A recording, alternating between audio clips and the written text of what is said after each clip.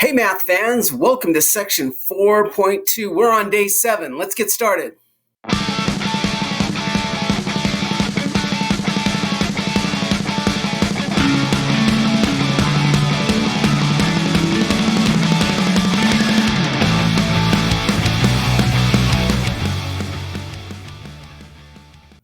The first type of experiment that we discussed was called a completely randomized design, in which case you start with a large group, or it could be a small group, but you start with the big group of people and you just randomly assign them to a treatment, and then you measure their results afterwards and you kind of compare at that point. Now, what if there was some sort of factor that might increase the variability and you think your results are going to be all over the place? Your book gives an example of where they took 10 volunteers and they noticed that some of them were smartphone users, some of them were non-smartphone users, and they thought that that would make a difference on the results from their treatment, which was they wanted to give them either keyboard A or keyboard B. So what can you do to kind of limit the variability and not have it so your results are all over the place? Well, you can subdivide into groups based on some sort of category or some sort of quality, much like stratification. Something that they have in common, like these 4 people were all smartphone users and these 4 people were not smartphone users. And then from there, you randomly assign treatment. So you end up kind of with like 4 groups, okay? But don't think of it that way. Think of it as subdividing 2 groups or however many groups first, almost like stratifying, almost. We call it blocking though. Almost like stratifying in sampling.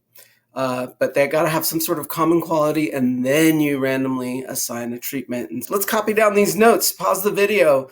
A block is a group of experimental units that are known before the experiment to be similar in some way that is expected to affect the response to the treatment.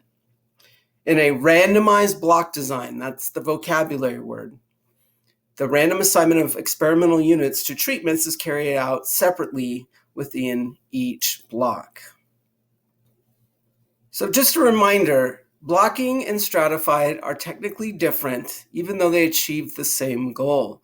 Blocking is for experiments, and then a stratification or stratified is when you are doing sampling. And again, to show another example, we did the pulse rates. If you remember, we did pulse rates. And what I did is I took we had the entire class. And if I think for some reason people who play sports versus people who don't play sports is going to have an effect on your pulse rates, I'll subdivide you. I'll ask you, just plain and simple, do you play sports? Do you not play sports? Maybe it's a questionnaire before the experiment begins.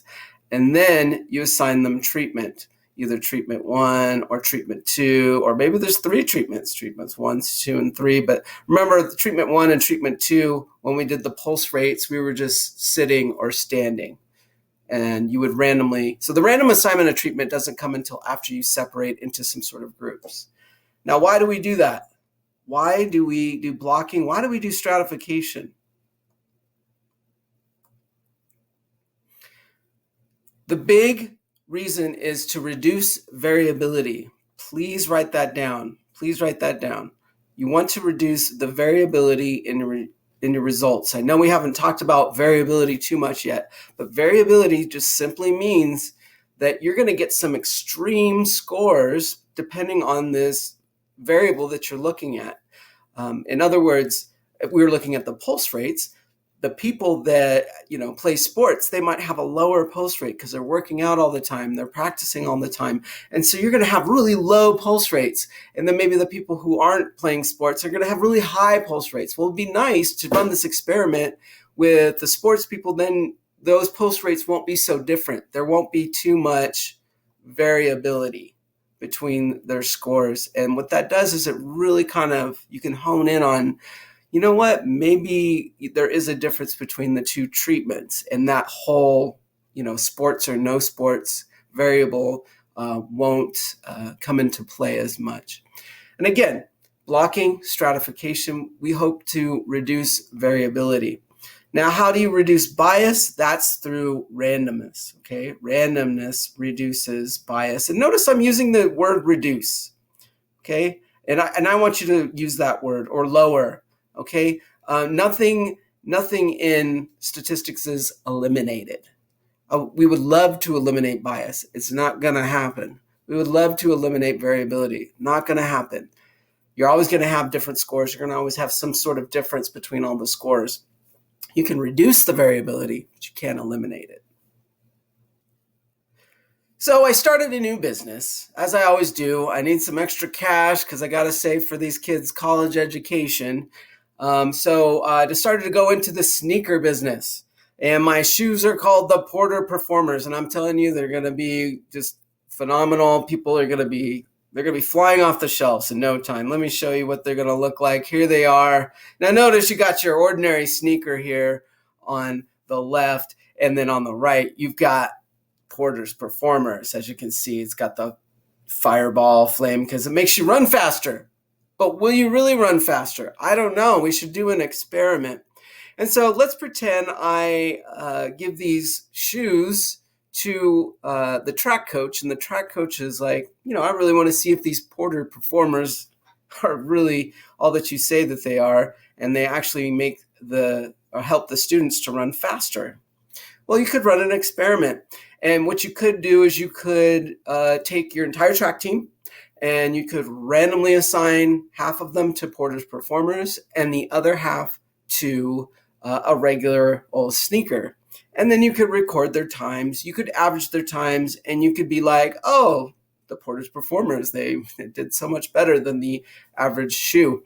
But you're going to have, again, a lot of variability. I mean, the random assignment of treatment does take care of a lot of the confounding, because you're going to have fast runners and slow runners in both treatment groups.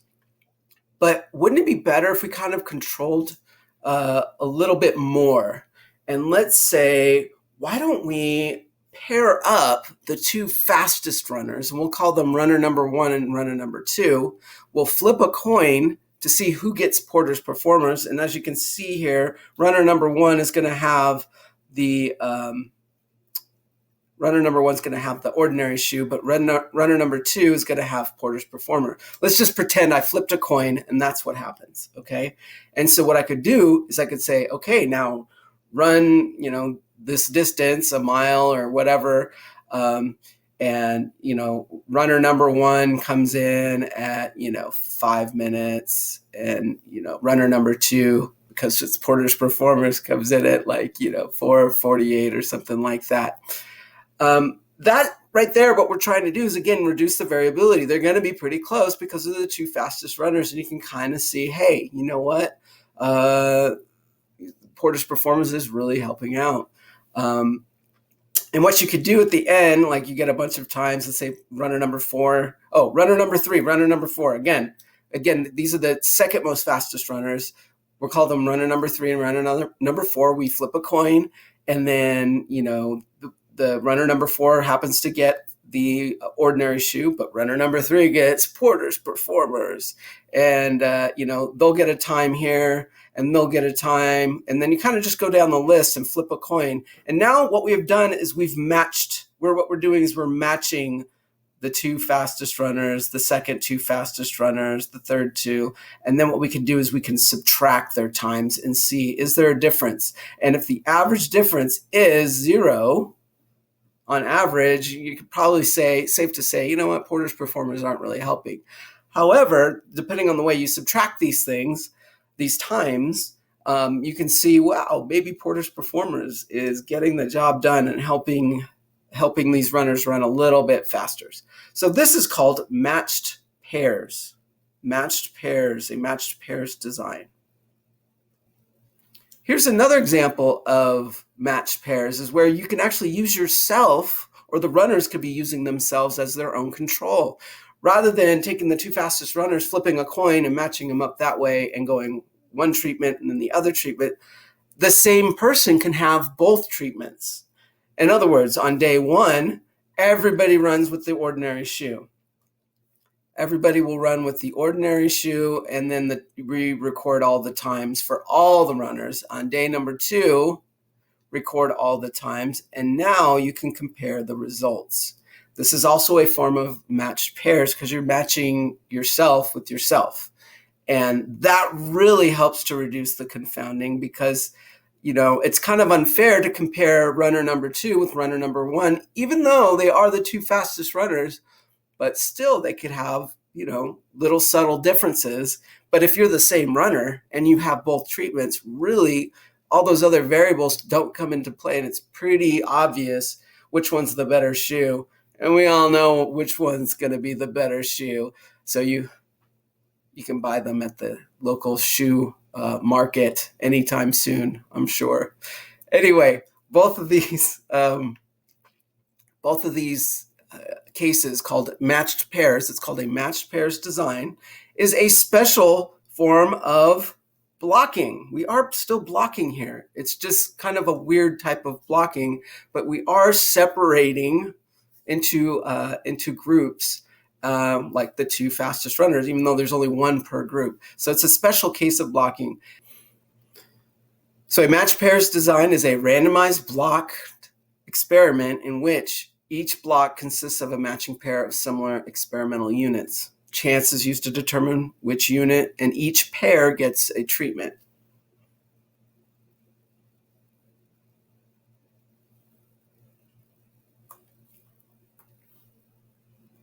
And that's going to do it for section 4.2. We have one more section, section 4.3, but be able to go through this list right here. And if you can do all these things, you guys are good to go. We'll see you in class.